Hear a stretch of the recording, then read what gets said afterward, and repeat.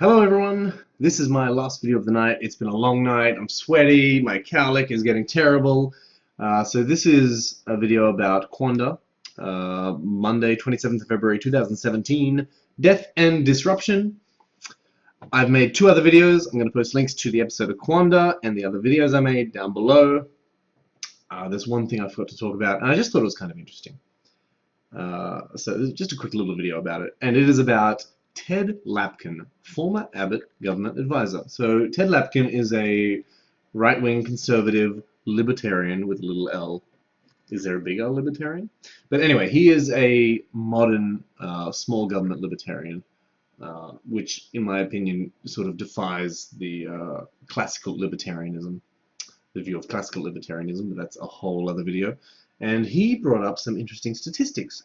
He was talking about how to sustainably build an economy, and he believes in libertarian principles: small government, low taxes,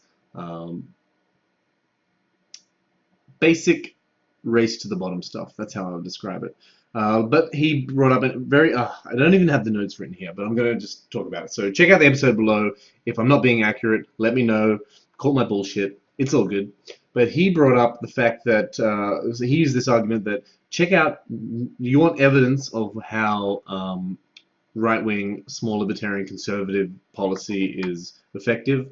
How about the fact that New York, with its good Democratic governor and it's a lovely blue liberal state, its economy at the moment is tanking. But you know which state is doing great? Texas. All the Republican states are doing great. All the liberal states, all the conservative states are doing great. All the liberal states are doing poorly. That's the tenor that I got from it. Check it out. It's not too far from what I said. What I said is not too far from what he said.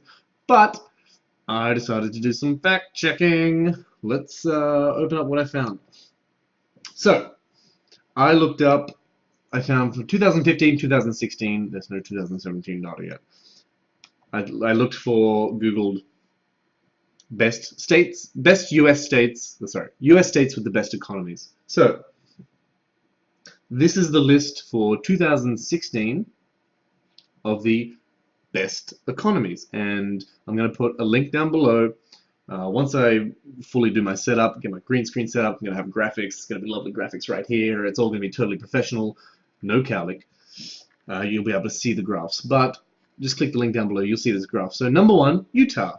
Okay, that's a conservative red state. That's interesting. Number two, Washington. That's not a conservative state. That is as liberal a state as it gets. Number three, oh boy. Oh boy. California. That is as blue a state as it comes. Sixth largest economy in the world, I believe. Number three best economy in the US as of 2016. Well, now, what state? I think you should all click on the QandA episode, find this part, because I believe he says Massachusetts' economy is tanking. Anywhere with strong labor unions, the economy is tanking. Look at number 4 on this list. Massachusetts. Oh, Colorado, number 5. Delaware, number 6. District of Columbia, number 7. Uh-oh. Uh-oh. Number 9. New York, 1 spot ahead of Texas. Oh, number 10 is Oregon, the hippie capital of the USA. So what exactly was Mr. Lapkin referring to? States with best and worst economies. I'm not using this one. It's the same. So this is another website. Utah number 1, Washington State, California. It's using the same list. Okay, so I found a CNBC, and I'll put it down below, and this is a list of America's top states for business. This must be, or a list like this must be what he's referring to. So when he says, so he's talking about job growth or economic growth or whatever. So I found that previous list doesn't necessarily refute what he was saying. He might have misspoke, he might be using a different metric, but I just looked for best economies. And when he says New York's economy is tanking, boom, that's bullshit.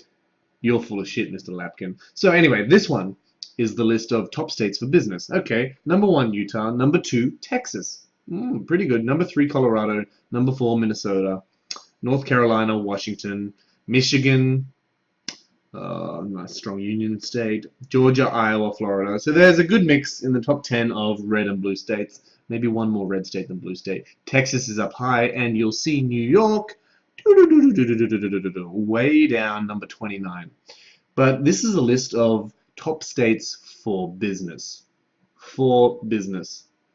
Now, if anyone's not aware, Texas, number 2 on this list, had, I believe it was Rick Perry. Was he governor? I should really have done some research. But he lowered a lot of corporate taxes and attracted a lot of businesses to the state. So it's cheap to run a business in Texas using race to the bottom tactics. So he's attracting businesses from around the country that are no longer investing in the other states, and those states will have to lower their taxes to also compete, lower wages to also compete, hire cheaper workers to also compete, give less benefits to also compete. This is called race to the bottom. So Texas is a great place to do business. Utah, very low taxes, and I was reading an article before, very low energy costs. Great, okay, but not the best economy, is it? Number 10, Texas was for 2016 best economy. New York was better. So despite New York being number 29 for business because it's expensive, New York still had a better economy. So pretty hard to objectively evaluate the facts I've given. There might be other lists. Feel free to look for them. If you find them, put them in the comments down below. I'd love to see them. But basically, Mr. Lapkin, you're full of shit. Enjoy the video.